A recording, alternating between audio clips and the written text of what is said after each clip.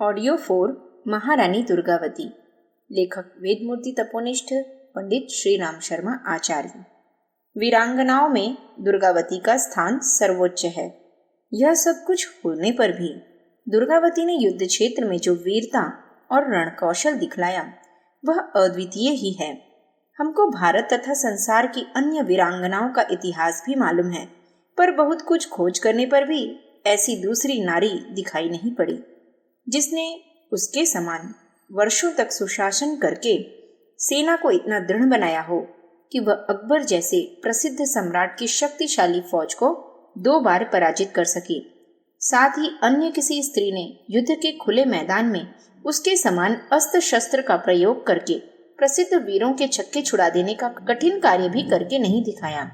इतिहास में वीराबाई, कर्माबाई आदि 2-4 क्षत्राणियों के नाम ही पढ़ने में आते हैं जिन्होंने कोई आकस्मिक अवसर उपस्थित हो जाने पर युद्ध क्षेत्र में प्रत्यक्ष युद्ध करके शत्रु पर विजय प्राप्त की हो, पर उनके संबंध में इतनी कम बातें ज्ञात हो सकी हैं कि उनके आधार पर उनका विशेष वर्णन नहीं किया जा सकता है।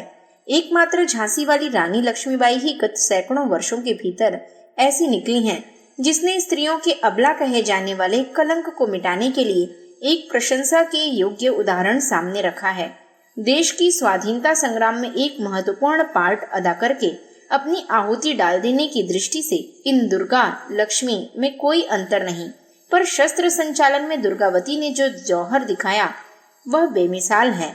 संसार के पुराने इतिहास में किसी देश की महिला ने युद्ध में ऐसी वीरता और कौशल दिखाया हो, इसका कोई प्रसिद्ध उदाहरण पढ़ने में नहीं आया। हाँ, आधुनिक समय में विभिन्न देशों में ऐसी कितनी ही महिलाएं सामने आई हैं जिन्होंने महत्वपूर्ण कार्य करके स्वाधीनता के लिए बलिदान दिया है, पर चूंकि इस समय युद्ध क्षेत्र का रूप बदल गया है, इसलिए तीर तलवार या बंदूक लेकर सैनिकों के दल से जूझने वाली महिलाएं तो नहीं मिल सकती, पर जिन्होंने स्वाधीनता प्राप्त करने के लिए शत्रुओं से संघर्ष किया है, उनके प्रहार सहन किए हैं और स्वयं प्रहार किया है, ऐसी वीरांगनाएं पर्याप्त संख्या में मिलती हैं। ऐसी देशभक्त महिलाओं की सबसे अधिक संख्या रूस में पाई जाती है। वहां पर लगभग 100 वर्ष पहले जार का ऐसा अत्याचारी शासन कायम था कि करोड़ों प्रजा त्राही त्राही कर रही थी। किसान, मजदूर, दुकानदार, छोटे सरकारी कर्मचारी सबकी हालत खराब थी और सब कष्ट पा रहे थे। प्रत्येक विभाग में भ्रष्टाचार का बोलबाला था, जिससे प्रजा को घोर गरीबी में निर्वाह करना पड़ता था। यह दशा देखकर अनेक स्वाभिमानी युवक युवतियों को जोश आया और उन्होंने इस अन्याय का खात्मा करने की प्रतिज्ञा की, पर उनके पास इतने साधन तो थे नहीं कि फौज खड़ी करके अत्याचारियों पर आक्रमण कर देते। इसलिए वे बम और पिस्तौल लेकर गुप्त रूप से अत्याचारी अधिकारियों और स्वयं जार पर भी हमला करते थे। इनमें से सोफिया नाम की युवती ने जार पर ऐसा जोरदार आक्रमण किया कि वह भाग्यवश ही बच गया। जब सोफिया को गिरफ्तार किया गया तो उसको अपने दल का भेद खोलने के लिए अमानुषिक यातनाएं दी गईं, पर वह अंत तक अटल बनी रही और प्रसन्नता पूर्वक फांसी पर चढ़ गई। उसी की तरह के थर्रान आदि और भी बहुसंख्यक युवतियों ने क्रांतिकारी कार्यों में भाग लिया और परिणाम स्वरूप वर्षों तक रूस के काले पानी साइबेरिया में, जहां सैकड़ों मील तक बर्फ बिछी रहती है, घोर कष्ट सहन किए। द्वितीय महासमर सन 1636 से 1645 के अवसर पर भी जब जर्मन सेना ने अकस्मात आक्रमण करके रूस के एक बड़े भाग पर कब्जा कर लिया और वहां के स्त्री पुरुषों को घोर कष्ट दिए, तब भी वहां अनेक स्त्रियां ऐसी निकलीं जिन्होंने जर्मन सेना की परवाह न करके उनके विरुद्ध संघर्ष किया। इनमें जोया नामक 18 वर्ष की लड़की का नाम सबसे प्रसिद्ध है। उसके विषय में एक लेखक ने लिखा है, रूसी इतिहास की 20वीं शताब्दी के चित्रपट पर जोया एक जीवित केंद्र बिंदु है, जिसने अपने देश का अंधकारपूर्ण और भयावह घड़ी में मर्दानगी को चुनौती देकर शत्रु के नृशंस प्रहार अपनी सुकुमार शरीर पर सहे और आजादी के लिए हंसते हंसते प्राण विसर्जन कर दिए। तभी से जोया के जीवन मृत्यु की अमर गाथा विश्व भर के लिए नवीन चेतना और शक्ति का उद्गम बन गई है। विभिन्न रूसी पत्रों में सैकड़ों लेख और निबंध इस 18 वर्षीय किशोरी कन्या की बलिदान कथा पर निकलते हैं। सार्वजनिक संग्रहालय के लिए चित्रकार उसके चित्र बनाए। रूस का एक प्रसिद्ध नाटककार ने उस पर एक नाटक लिखा। एक कवि ने लंबी कविता लिखी। 2 प्रसिद्ध मूर्तिकारों ने उसकी संगमरमर की मूर्ति बनाई और प्रख्यात फिल्म निर्माता उसके जीवन की कल्पित फिल्म बनाने में व्यस्त हैं। नगर, सड़कें, स्कूल, कारखाने, म्यूजियम उसके नाम पर खोले जा रहे हैं। रूसी लड़कियां जोया के दृष्टांत से जीवन पथ पर अग्रसर होने की प्रेरणा प्राप्त करती हैं। एक सामान्य ग्रामीण लड़की की इतनी महिमा इसीलिए है कि उसने प्राणों की तनिक भी चिंता किए बिना अपने देश के शत्रुओं को नष्ट करने का हर तरह से प्रयत्न किया। वह पहले तो गुरिल्ला फौज में शामिल होकर जर्मन सेना को तरह तरह की हानि पहुंचाने की कार्यवाहियां करती रही। फिर एक दिन जर्मनी की छावनी के पास जाकर उसमें आग लगाकर चली आई। पर जब उसे मालूम हुआ कि उसकी लगाई आग से बहुत थोड़ा नुकसान हुआ तो वह दूसरे दिन फिर आग लगाने चली। उसके साथियों ने उसे रोका भी, आज मत जाओ क्योंकि जर्मन सिपाही सतर्क होंगे। पर वह अपनी प्रतिज्ञा को पूरी करने को चल ही दी और आग लगाते हुए पकड़ ली गई। जर्मनों ने उसे पहले तो गुरिल्ला दल का भेद पूछने के लिए कोड़ों से खूब मारा तथा अन्य यातनाएं दी और फिर फांसी पर चढ़ा दिया गया। अल्जीरिया की 3 जमीला नाम की युवतियां भी बहुत प्रसिद्ध हैं। वहां के देशभक्तों ने फ्रांस की अधीनता से छुटकारा पाने के लिए जो मुक्ति संग्राम आरंभ किया था उसमें ये अग्रगण्य थीं। ये एक के बाद एक आंदोलन की नेत्री बनी और ऐसे साहस से फ्रांस की शासन सत्ता पर प्रहार किया कि सारा संसार चकित हो गया। इन तीनों को ही फ्रांस के जेलखानों में बंद करके यातनाएं दी गईं, पर वे टस से मस न हुईं। अंत में फ्रांस की सरकार को झुकना पड़ा और अल्जीरिया को स्वतंत्रता देनी पड़ी। हमारे भारत के क्रांतिकारी दल में एक ऐसी ही कुमारी कल्पना हुई थी जिसने देश की स्वाधीनता संग्राम की सैनिक बनकर भरी सभा में बंगाल के गवर्नर पर गोली चलाई थी। संयोगवश वे बच गए, पर कल्पना को उस अपराध में दंडित होकर अनेक वर्ष तक जेलखाने की भयानक कोठरी में बंद रहना पड़ता था। नारी का दृष्टिकोण बदलने की आवश्यकता। इस प्रकार संसार में समय समय पर कुछ महिलाएं ऐसी सामने आती रही हैं जिन्होंने देश और जाति की रक्षा के लिए पुरुषों की तरह ही सशस्त्र संघर्ष किया है और उसकी सफलता के लिए हर तरह की यातनाएं सहन की हैं, प्राणों तक को अर्पण कर दिया है। पर यह कहना पड़ेगा कि इस प्रकार की साहसी और त्याग करने वाली नारियां अपवाद स्वरूप ही मानी जा सकती हैं।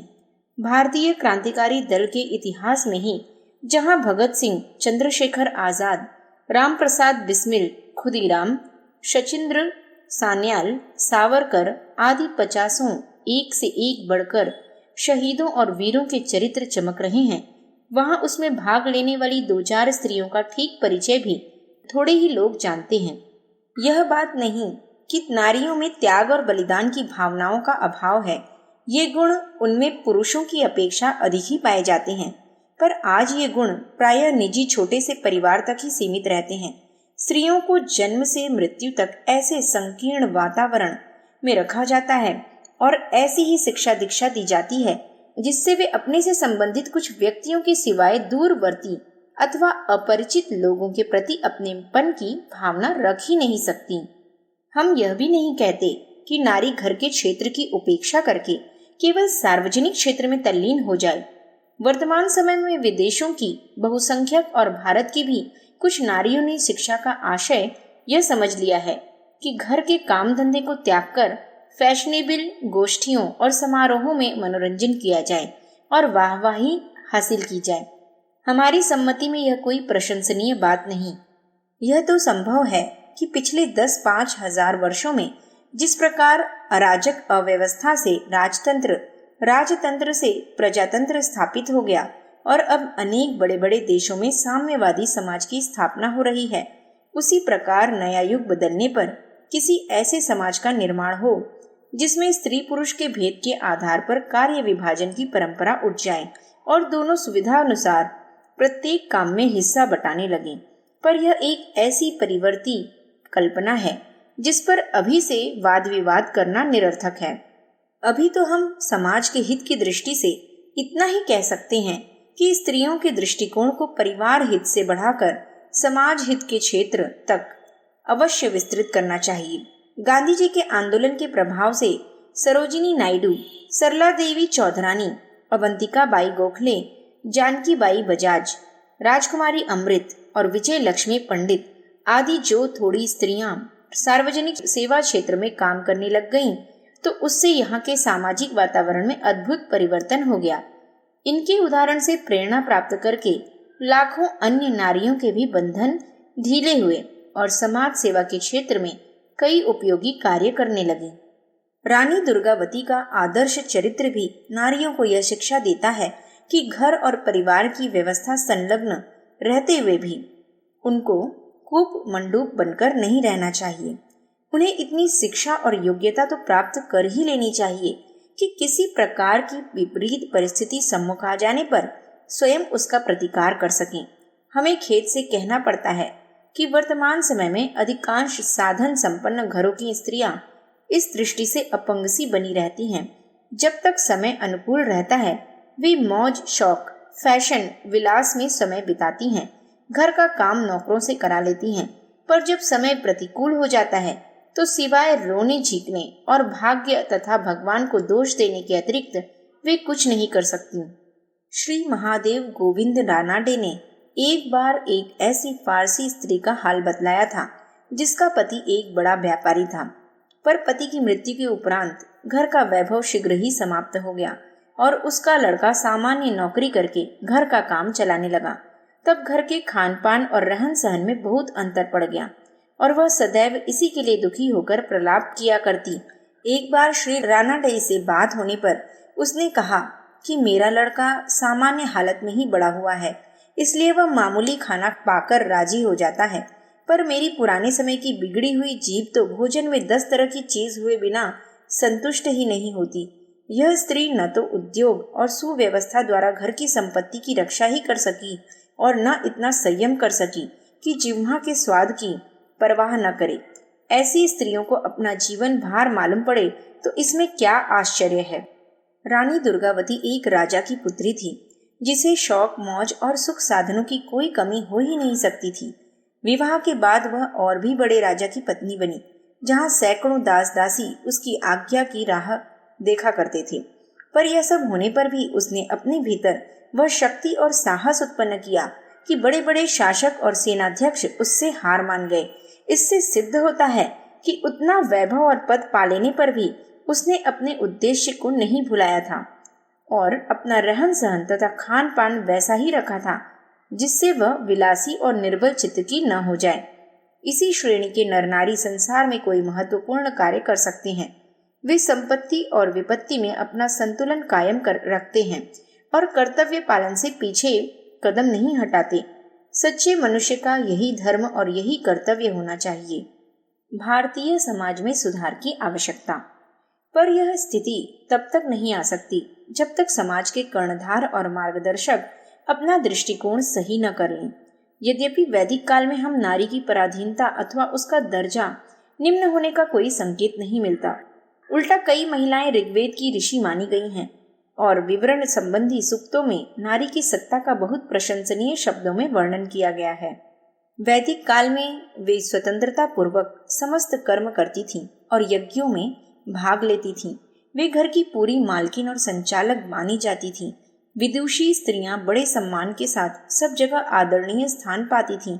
उनमें से अनेक ब्रह्मवादिनी भी होती थीं, जिसका आशय यह था कि अविवाहित रहकर अपना समस्त जीवन ज्ञान और अध्यात्म की साधना में व्यतीत किया करती थीं। युद्ध क्षेत्र में जाकर वीरता प्रदर्शित करने के भी कुछ स्त्रियों के उदाहरण मिलते हैं, जैसे दशरथ के साथ कैकेयी ने युद्ध में भाग लिया था। इस प्रकार भारतीय सभ्यता के उस स्वर्ण काल में स्त्रियों पर कोई प्रतिबंध न था और मुख्यतया गृह व्यवस्था में लगे रहने पर भी वे आवश्यकतानुसार सार्वजनिक जीवन में भी सहयोग देती रहती थीं। पर मध्यकाल में जब हमारे देश पर विदेशियों के आक्रमण होने लगे अथवा बहुसंख्यक व्यक्ति किन्हीं कारणों से अपना देश छोड़कर यहाँ आ बसे, तो उनके संसर्ग से भारतीय सामाजिक स्थिति में भी अंतर पड़ने लगा और स्त्रियों के अधिकार सीमित किए जाने लगे। खासकर मुसलमानों के आगमन के बाद तो यहाँ के शास्त्र ग्रंथों में न स्त्री स्वातंत्र्य मर्हति, स्त्री शूद्र सेनताम, अष्ट वर्षा भवेद गौरी आदि ऐसे अनेक वाक्य सम्मिलित कर दिए, जिनके कारण स्त्रियों की स्वतंत्रता बहुत कुछ अपहरण कर ली गई और उनको घर के भीतर ही बंद रहकर एक कैदी जैसा परतंत्र जीवन व्यतीत करने को बाध्य किया गया। तभी से भारतीय समाज का वास्तविक पतन आरंभ हुआ और तरह तरह की हानिकारक रूढ़ियां और परंपराएं प्रचलित होने लगी। उदाहरण के लिए प्राचीन समय में इस देश में पर्दे का कहीं नाम न था, पर मुसलमानों के अनुकरण से यहाँ के बड़े लोगों में वह फैल गया और देखा देखी मध्यम वर्ग में भी प्रचलित हो गया। इसी प्रकार बाल विवाह यहाँ कभी नहीं होता था। बड़ी आयु में सोच समझकर विवाह करने की प्रणाली अधिकांश में प्रचलित थी। हम प्राचीन ग्रंथों में जिन स्वयंवरों के वर्णन पढ़ते हैं वे 10-12 वर्ष की अवस्था में कभी संभव न थे। तभी रामायण में लिखा गया था कि सीता स्वयंवर के समय उसकी आयु 18 वर्ष की थी। इस प्रकार स्पष्ट है कि हमारे समाज में प्रचलित अधिकांश सामाजिक जातियां या तो संसर्ग से उत्पन्न हुई हैं या किसी सामाजिक परिस्थिति के कारण प्रचलित हो गई हैं। उनकी जड़ में कोई ऐसा ठोस धार्मिक सिद्धांत या कारण नहीं है जिसके आधार पर उनमें सुधार करना या उनको त्याग देना पाप समझा जाए। सामाजिक प्रथाएं सदा देशकाल के अनुसार परिवर्तित होती रहती हैं। जो लोग या जातियां उनको शाश्वत या अमिट समझकर अपने को उनमें जकड़ लेते हैं, वे स्वयं भी जड़ हो जाते हैं और उनकी प्रगति का क्रम रुक जाता है। भारतीय नारी की वर्तमान दशा इस तथ्य का एक जीता जागता प्रमाण है। जब से वह बंधनग्रस्त हो गई, उसे केवल पति की एक संपत्ति या गृह कार्य करने वाली दासी की तरह समझ लिया गया। तब से भारतीय समाज में तरह तरह के दोष बढ़ने लग गए और वह उन्नति के बजाय पतन की तरफ अग्रसर होने लग गया, क्योंकि संतान का पालन तथा उसके चरित्र का गठन अधिकांश में माता के ऊपर ही निर्भर होता है। यदि माता ही अशिक्षित, कुसंस्काराच्छन्न और शक्तिहीन हुई तो संतान के सुयोग्य, सद्गुणी और शक्तिशाली होने की आशा कैसे की जा सकती है। महात्मा गांधी ने ठीक ही कहा है, स्त्री अबला नहीं है, बल्कि अपनी शक्ति को पहचाने तो पुरुष से भी अधिक सबला है। वह माता के रूप में जिस प्रकार बालक को गढ़ती है और पत्नी होकर पति को जिस तरह चलाती है, बहुत करके पुरुष वैसे ही बनते हैं। स्त्री वास्तव में साक्षात त्याग की मूर्ति है। जब कोई स्त्री किसी काम में जी जान से लग जाती है तो वह पहाड़ को भी हिला देती है। वास्तव में भारतवर्ष का पतन तभी से आरंभ हुआ जब से स्त्रियां अपनी शक्ति को पहचानना भूल गईं और अपने जीवन का उद्देश्य केवल चौका चूल्हा संतानोत्पादन ही समझने लग गईं। जब कोई व्यक्ति किसी परिस्थिति में सैकड़ों वर्ष तक रह लेता है और उसका अभ्यस्त हो जाता है तो उसे वही स्वाभाविक और सुखकर जान पड़ने लगता है। यही दशा इस समय अधिकांश में भारतीय स्त्रियों की हो गई है। उसने अपने को भगवान की तरफ से परतंत्र, असहाय और अबला समझ लिया है और वह ख्याल करती है कि उसका कल्याण इसी में है कि वह घर के भीतर बैठी रहे और अपने हाव भाव और सेवा से पति को प्रसन्न रखकर सुख सामग्री प्राप्त करती रहे। यदि विचार पूर्वक देखा जाए तो यह स्थिति और मनोवृत्ति न तो सराहनीय है और न कल्याणकारी। स्त्री को भी अपने लिए समाज का एक उपयोगी अंग, एक कर्मठ सदस्य समझना चाहिए। उसे कोई भी कार्य केवल निजी स्वार्थ अथवा परिवार के लाभ की दृष्टि से ही नहीं करना चाहिए, वरन इस बात का भी ध्यान रखना चाहिए कि वह समाज की दृष्टि से भी उपयोगी है या नहीं। जिस दिन वह इस तथ्य को हृदयंगम कर लेगी और संकीर्ण दायरे से निकलकर समस्त समाज के हित की दृष्टि से कार्य करने लगेगी, उस दिन समाज की काया पलट होने में देर न लगेगी, क्योंकि स्त्री में शक्ति का अभाव नहीं है, वरन हमारे शास्त्रकारों ने तो उसे शक्ति का अवतार माना है। विदेशी विचारकों ने ऐसा ही बतलाया है। कार्लटन नामक विद्वान ने लिखा है, कौन सी ऐसी ऊंचाई है जहां स्त्री चढ़ नहीं सकती, कौन सा ऐसा स्थान है जहां वह पहुंच नहीं सकती। हजारों अपराधियों को वह क्षमा कर देती है। जब किसी बात पर जुट जाए तो संसार की कोई भी शक्ति उसे रोक नहीं सकती। यदि हम रानी दुर्गावती के चरित्र पर ध्यान दें तो उक्त विद्वान का कथन सर्वथा सत्य जान पड़ता है।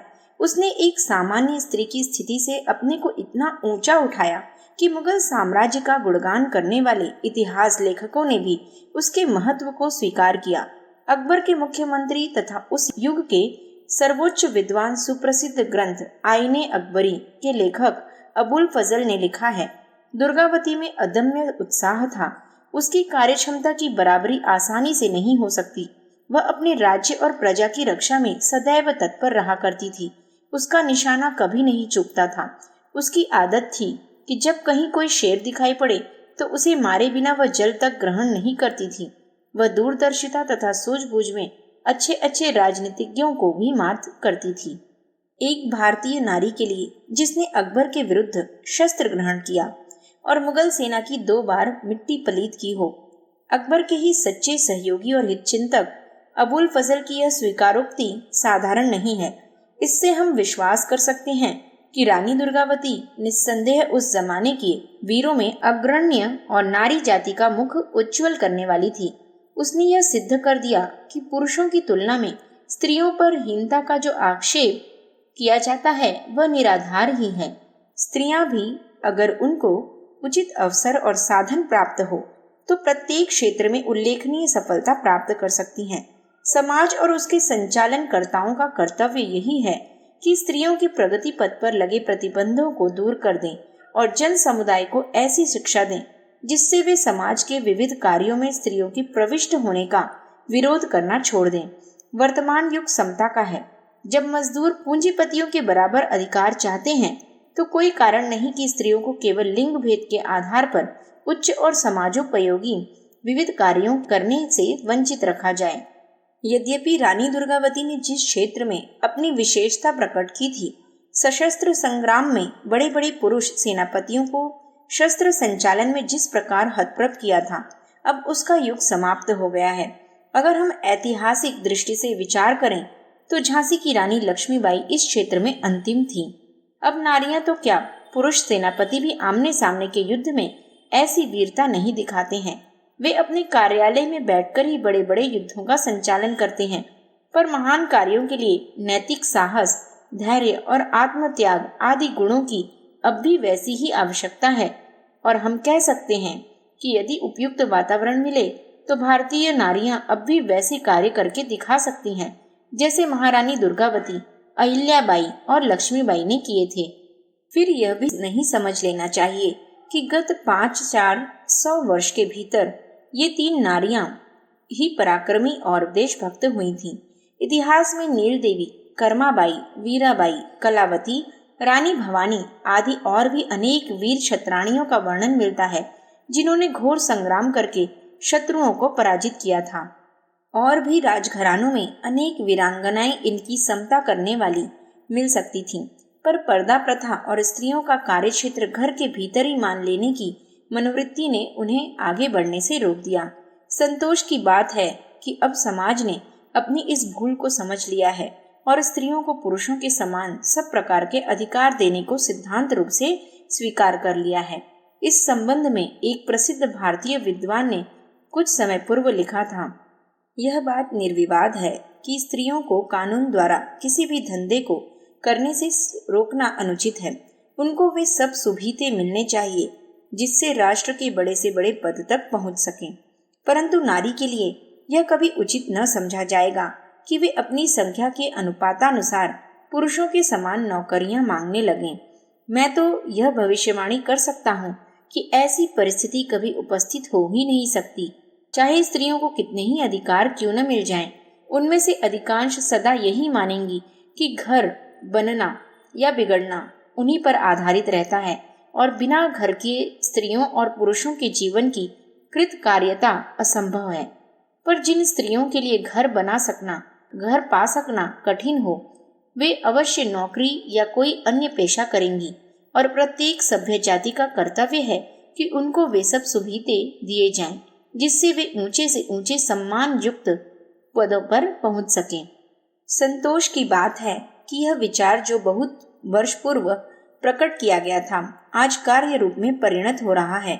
आज भारत स्त्री स्वाधीनता की दृष्टि से किसी अन्य देश से पीछे नहीं है और यहाँ की नारियां ऊंचे से ऊंचे पदों के उत्तरदायित्व का योग्यता पूर्वक निर्वाह करके महारानी दुर्गावती तथा अहिल्याबाई जैसी महान देवियों का पदानुसरण कर रही हैं।